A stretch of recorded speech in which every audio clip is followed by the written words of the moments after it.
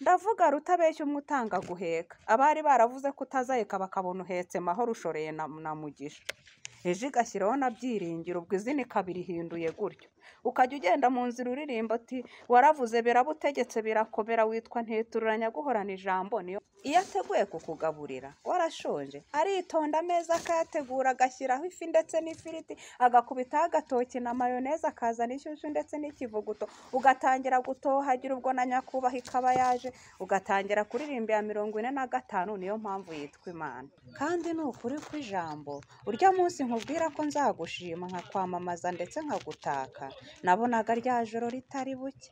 Ntiwibuka ko rero warikesheje pare na marene byabareze data wacu na data bifashe ku itama, si wowe wabirinduye cya gitare?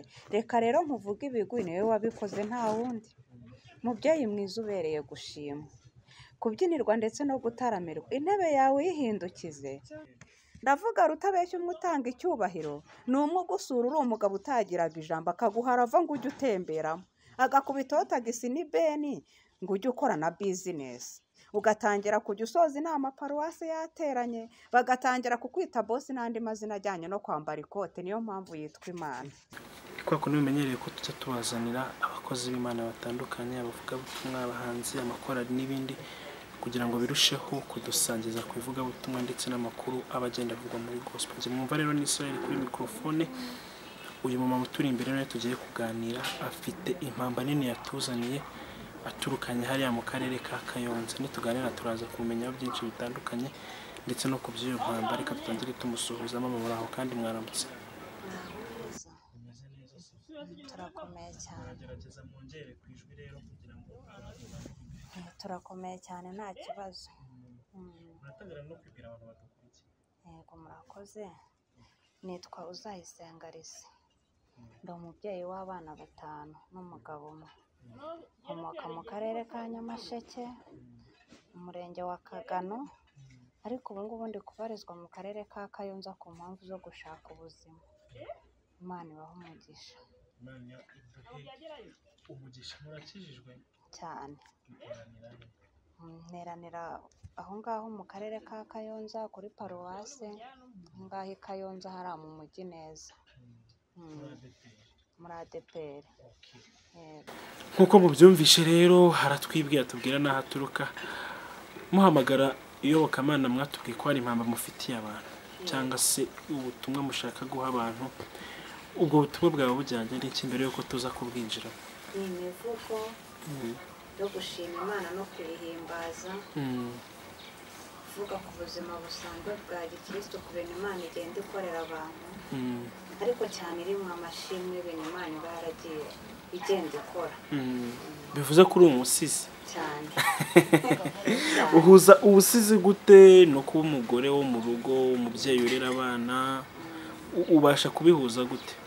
Imana iramfasha cyane kubera ko Imana mfite ari Imana yayimpaye, ntabwo bingora. Akanya kose mbonye nuko yaba iminota 5 ndabikora bikemera. Wabitangiye ryari? Ufite hari ukuntu umuntu agira impano akavuga ati nje nkiri muto nari umusizi ku ishuri navugaga imivugo, cyangwa se naje kubikundishwa n'inshuti yanjye? We byatangiye ryari kugira wisange ufite impano yo kuvuga imivugo? Byatangiye kera niga muri segonderi, niho nabigaragaje cyane, ariko kera ndi umwana muri Sunday school, uko navutse ku babyeyi bakijijwe kandi b'abarokore muri ADPR. Muri Sunday school no mu rubyiruko nkunda guhimba indirimbo zoroheje nyine z'abana tukaziririmba mu rubyiruko, ariko ngeze muri segonderi ngahimba imivugo ku bintu bisanzwe, nkajya mu marushanwa baduhaye amatopika nkabona ndayatsinze, ngakomeza nkabona biranemeye, bakampamagara ahantu hatandukanye mu makwe nkavugaho imivugo nkabona biremeye. Ariko none igihe kigeze ndavuga ati si Imana ikora imirimo n'ibitangaza yampinduriye amateka ikangira umubyeyi, ubu ngubu uyu wajya yivugira iyi mivugo ntago yakwishima. Ni muri ubwo buryo nabitangiye, ndabikora rero nuko nabikora nkabona bifashije abantu bake, ndavugana ariko buriya mbisize nk'ahantu byumvikana abantu benshi bikabageraho ntabwo byabafasha cyane, ni muri ubwo buryo rero. Reka rero dutangire. Yego, Waduteguriye umuvugo uvuga ute? ni imivugo 3. Uwa mbere njya nkunda guheraho witwa ngarutse kongera kugushima, Ngarutse kongera kugushima. cyangwa ngarutse kongera kugusigira ibisigo kubera Imana ibintu yankoreye. Uwa mbere uvuga ku buzima bwanjye, n'ubundi nkajya nakomeza n'indi ivuga ku buzima busanzwe ariko yose irimo amashimwe. Twagiye rero. Yego, murakoze cyane. Uwa mbere ni uyu nguyu uvuga ngo ngarutse kongera kugushima. Uwiteka Mana ya Yakobo, ngarutse kongera kukuvuga ibigwi, kandi ni ukuri kw'ijambo. Urya munsi nkubwira ko nzagushima nkakwamamaza ndetse nkagutaka, nabonaga rya joro ritari buke. Ntiwibuka ko rero warikesheje pare na marene byabareze data wacu na data bifashe ku itama? Si wowe wabirinduye cya gitare? Reka rero nkuvuge ibigwi, ni wowe wabikoze nta wundi. Mubyeyi mwiza ubereye gushima, kubyinirwa ndetse no gutaramirwa. Intebe yawe uyihindukize, wicare werekeye i Nyamirambo, n'aya mafoto uyafate yose kuko naje kugutaramira. Erega ninjye wa mugore shenge, ninjye twahuye bwa bundi inzira itakiri kugaragara, urayitemura ukuramo amahwa, urayisibura ndatambuka, mpinguka hirya ku gasusuruko, wamvuye n'amavunane, nanjye nzabivuga mu bantu, wamenye rwose ko uri umugabo. Iyo minsi yose waserutse gitore, nakubonye saa sita na nimugoroba, no mu gicuku hatakibona uraza, uvugana nanjye ndakumva cyane, dore ko ijwi ryawe rivuga byiza. Wafashe umusozi uwitsa ndeba, na cya gitare urakibirindura, nanjye ndicara ndiruhutsa. Mbega umunsi ngo urabe igitangaza, ndagushimiye na bya bindi wakoze, nyagukamirwa sine na bihogo, uri umubyeyi ukwiye gushima. Ndibuka uza mu mvura y'amahindu, usanga ntakibasha no kuvuga, kuko ibyanjye byari byarandenze. Waje nicaye ku mugoroba ncunganye n'uko iryo joro ryira, urambwira uti ndagukunda. Iryo jambo ryandyoheye cyane kuko bwakeye mvuze impundu. Ni ukuri nzabivuga mu bantu, uri inyangamugayo rwose, ntawe uzakuvuga nabi numva. Nzagusigira mu bisigo by'isi yose, isi yose isobanukirwa ko uri rudasumbwa.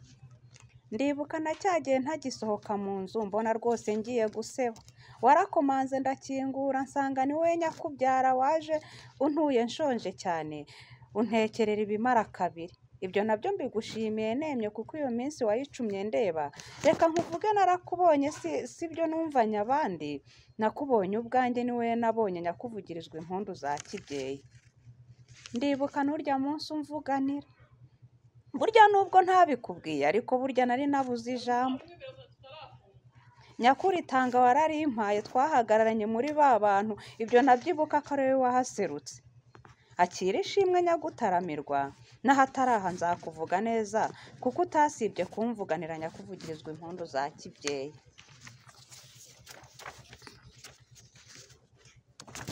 Ariko gitare genda urashoboye. Ndicara nkabikusanya byose ngasanga burya nta wagusumba. Ntiwitaye kuri kavukire, ahure de bari niho wansanze. Iyo uza kugombera gutega untabaye, wari gusanga nshiramo umwuka. Ariko shenge siko wangenje, waje wambariye urugamba. Sinjye warose uhasesekara, reka nkuvuga ibigwi wankuye ahaga. Yewe murengezi mwiza we, urateturura ni ukuri kw'ijambo, kandi icyo nagukundiye cyane uvuga ukuri mu mvugo ugira zose. Uri nimero ya mbere mu barinzi ijambo wambwiye, nicyo gituma witwa Imana. Nanjye nzakuvugiriza impundu mu mbaga imitaga yose, nzavuga imbaraga zawe zanteturuye. Yewe nyagusigirwa ibisigo n'abasizi b'isi yose we, waranyeretse bisesuye sinabisobanura ngo mbisoze, hari n'ibindi tuziranyeho. Umutima wanjye ubitse byinshi kandi byose byakozwe nawe. Reka mbe nsubitse gatoya, gusa mu mitima birisukiranye. Nzasubukura inganzo nsubire ngusige, uragasusurutwa n'isi yose sumba byose. Yari umusizi uzagusingiza iteka uzayisengariza. Wow. Ubu ngubu niwe njya mperaho kuko ari ukubera ubuzima bwawe. Okay, tutarajya ku wundi. Yego. Umuntu wese wumvishe hari ibibazo nka bingahe yakubaza? yego. Hari ahantu wavuze pari na marene ngo byabacana, Eh, byari byagenze ute? icyo gihe ni igihe uhura n'ibibazo umaze nko gukora ubukwe, pare na marene batabasha kugira icyo bagufashaho, ariko Imana burya irahaseruka kubera ko isumba byose. Ni byinshi cyane rero bikubiye muri uno muvugo wanjye. Ubwo buzima wavugaga ni ubwawe cyangwa ni kumwe umuhanzi? Hari ukuntu umuhanzi avugira n'abandi, ariko twumvishemo ubuhamya bukomeye muri uwo muvugo, ukuntu Imana yakuye Lodebari, inzira yakwambukije, aho wabuze ijambo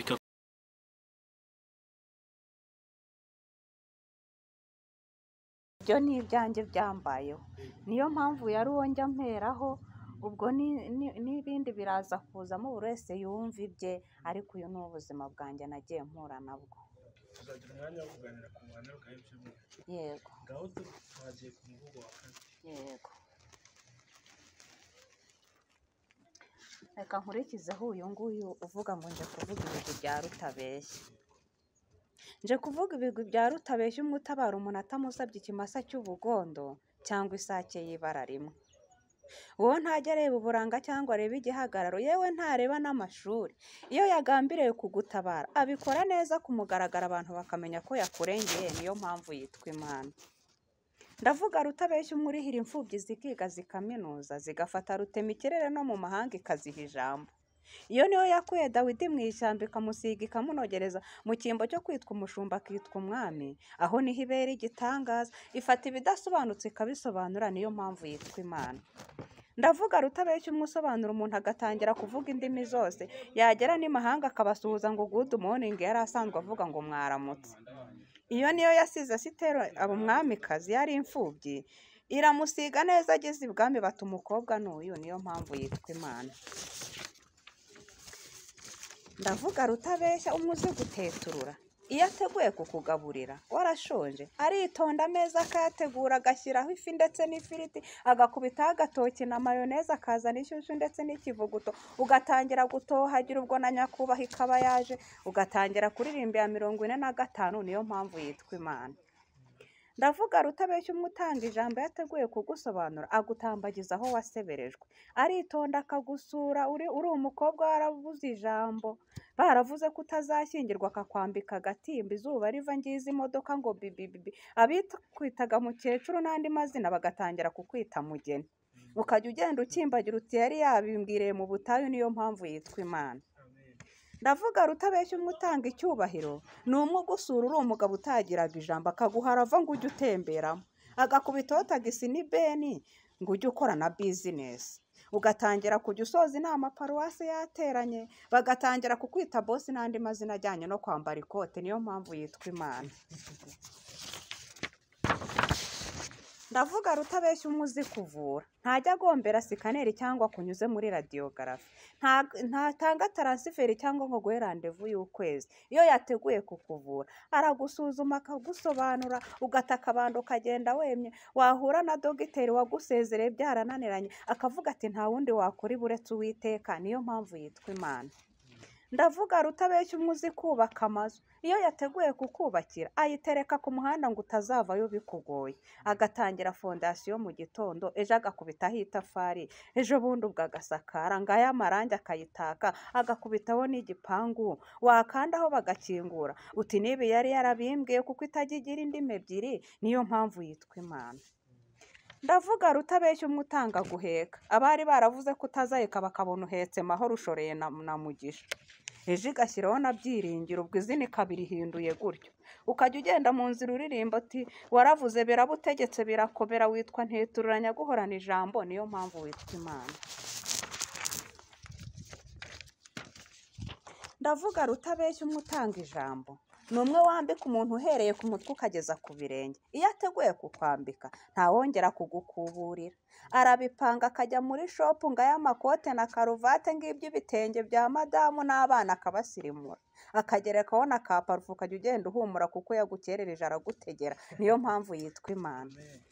Uwo Rutabeshya ndi kubabwira, uwamuvuga bwakwira bugacya. Ngiye kuba nsubitse gatoya, uwo mubyeyi yoga ahoraho, aragataramirwa, aragaturwa, aragashimwa, aragahabwa impundu, aragahora ku ngoma iteka, n'ubundi ni umusizi wuzuye amashimwe uzayisenga risi. mama ufite impano idasanzwe. mbere na mbere kuraje rwose. Murakoze cyane. uwo muvugo wawanditse cyangwa ese umuvugo barawandika, barawuhimba, barawurema mu muvugo kuko abaririmba indirimbo barazihimba, umuvugo wo bigenda ute? N'umuvugo urawuhimba noneho ukifashisha kopi ukawandika kuko hari igihe uba utarawufashe mu mutwe ukareba ugenda wiyibutsa. Yego. uyu wawanditse ushingiye kutugendeye kuki inspiration yawe yavuye kuko twumvishe urimo ibintu byinshi byo gutabarwa, ati Imana iguha ifi n'ifiriti, kuba wikaza ukitwa boss, itanga urubyaro, irambika. Inspiration yavuye he? Yavuye ku buzima bwa buri munsi mbona. Ibintu byose umuntu abona anyuramo, nararebye nsanga ari imbaraga z'Imana zibikora. Yego. Nta wundi muntu wakora ibi ngibi.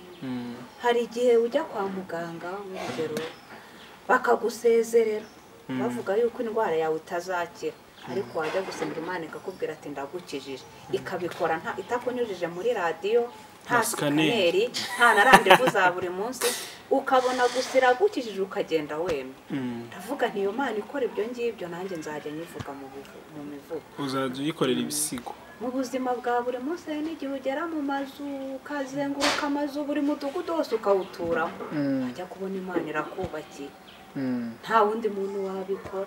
Ubuzima bwa buri munsi busanzwe, ariko cyane cyane nyine mbikora ngendeye ku byo yagiye inkorera. Twagiye ku umuvugo wa gatatu wo witwa ute? Umuvugo wa gatatu witwa ngo reka mvuge amazina ya Nyagushimwe. Ugiye kuvuga amazina ya Nyagushimwe y'Imana. Yaba amazina y'Imana. Twagiye. Amazina ya Nyagushimwe. Nyagasani Imana rugira jambo, ntetura urasamba itarumba, rugira jambo rudasumbwa, bwugamo bw'umugara umutabazi, karuhura mudacogora ku rugamba, n'andi mazina ajyanye no guhimbazwa, ayo niyo mazina ya Gitare. Uwo buri wese avuga uko yamubonye, akaba umugabo ukomeye w'ibigango, nyamuserukaho rukomeye, mudacogora ku isibaniro ry'urugamba, nyagusigirwa ibisigo n'abasizi b'isi yose, amazina yo n'ay'ibisingizo gusa, kandi ni ukuri si amakabya nkuru, uko tumuvuga niko ateye. Uwo ngo Dawidi barahuye, amukura iyo mu ishyamba aramusiga aramunogereza, amwaka imvumba amwambika ikamba, Dawidi areba amazina yose biramurenga, abura uko amwita aravuga ati izina rye ni ya. Uwo buri wese agira uko amwita bitewe n'uko bahuye, gusa kimwe cyo ni umubyeyi, azi guheka akanatwikira, azi gufureba no gutetesha, icyo namukundiye ntajya acutsa n'abasaza we arabaheka kandi akabahozaho ijisho. Akaba uwatabara yashonje rero, yarabuze n'uwamuhembura, akamutegurira umutsima n'isose, akarya agahaga agahembuka, yatera Haleluya batamena, akavuga ati njye mwise kimaranzara, mbwira uko wamusanze. Hakaba uwatabara atakigira icyo kwambara, ahora akuburirwa na buri wese.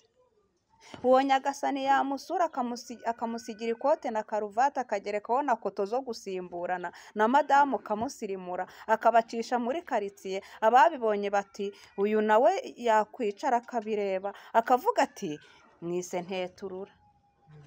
Hakaba uwatabara akamwubakira, yarakodeshaga mu midugudu yose, aho amaze kabiri bakamuha puriyave. Nyagasani akaza atereka nkwereke, akayimuterekera kuri kaburembo ngo ayamanegisi mu gikari, yajya yicara asoma ku cyayi, akavuga ati ariko njye mwise rudasumbwa. Madamu nawe ati njye mwise mutabazi kuko nta wundi ujya ukora nk'ibi ngibi.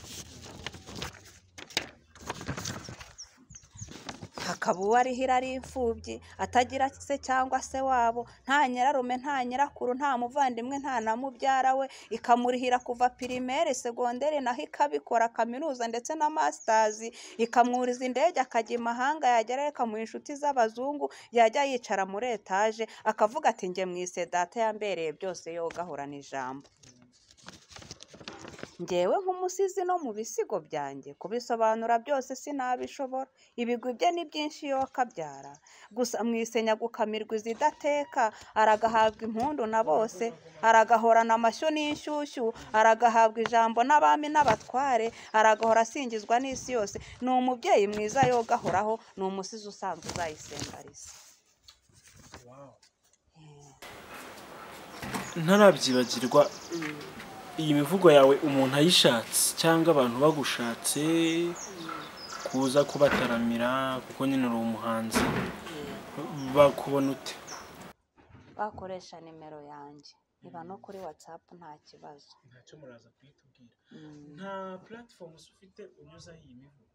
Oya, ntayo, nari narabikora ngira n'indirimbo nazo sindabasha kujya muri studio kuzikora, ariko niyo ntumbero yanjye. Numva nzazikora kera nimbona ubushobozi, narangiza kuzikora numva nzakina n'amafilime avuga ku buzima bwa gikirisitu, kubera ko nayo kuyandika ndabizi. Uzi kwandika n'amafilime? Yego. Ubwo ndumva wibitseho impano nyinshi, umuntu ashatse yagufata akakubyaza umusaruro. Ariko uzakora umurongo ujye ushyiraho iyi mivugo yawe, uyikore neza muri studio, uyishyireho, kandi iyobokamana twemereye ko tuzaguha ubufasha. Yego, murakoze. None se turimo tugana ku musozo, kuko tuzagira n'ikindi kiganiro cyo gukora ku buzima bwawe by'umwihariko bwabo bwa gihanzi n'ubuzima busanzwe, watubwira adresse umuntu yakubona? Yego, ni nimero yanjye ibaruye ku mazina yanjye uzayisengariza. Yego. Nayiba no kuri WhatsApp 078 50 16 128. Subiramo. 078 50 16 128. Nizo ngizo. Mama, turagushimiye cyane rero ko waduhamagaye kandi ko watuzaniye impambi ishyitse, tuhasaba ngo Imana ikwagure. Yego, murakoze. Ni iki wabwira se abantu?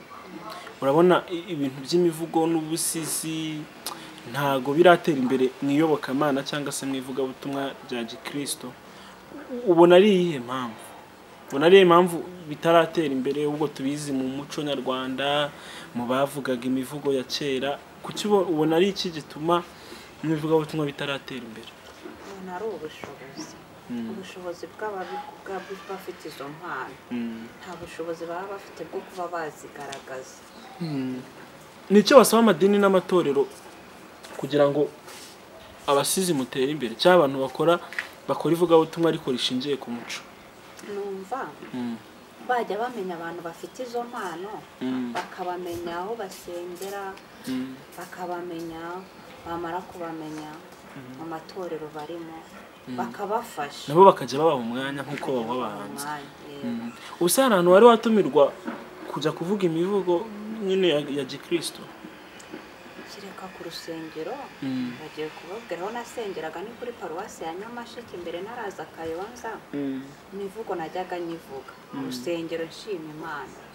Ahandi rero hasanzwe nayivugaga mu biterane, ahandi hasanzwe nayo mu buzima busanzwe bwa buri munsi navugaga itari imivugo isanzwe y'ubuzima busanzwe, ubuzima busanzwe mu marushanwa asanzwe nkayivuga naho ngaho. Ariko iyi ngiyi y'Imana nivuga mu rusengero ndi gushima Imana bisanzwe. Okay, reka twizere ko wenda nyuma y'iki kiganiro hari abantu bategura ibitaramo, hari abantu bategura amakonseri atandukanye n'ibindi bikorwa bya Gikristo by'ivugabutumwa.